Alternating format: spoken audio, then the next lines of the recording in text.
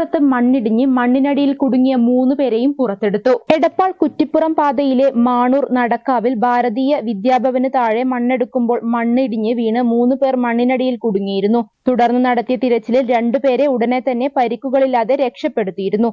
മണ്ണിനടിയിൽ കുടുങ്ങിയ മൂന്നാമനെയും അല്പം മുമ്പ് ഫയർഫോഴ്സും നാട്ടുകാരും രക്ഷാപ്രവർത്തനം നടത്തി രക്ഷപ്പെടുത്തി. എടപ്പാൾ ഗോപിനാഥൻ ആശുപത്രിയിൽ പ്രവേശിപ്പിച്ചിട്ടുണ്ട്. ഇതര സംസ്ഥാന തൊഴിലാളിയായ സുജൻ മജുംദാറിനെയാണ് അവസാനമായി നടത്തിയ തിരച്ചിലിൽ കണ്ടെത്തിയത്.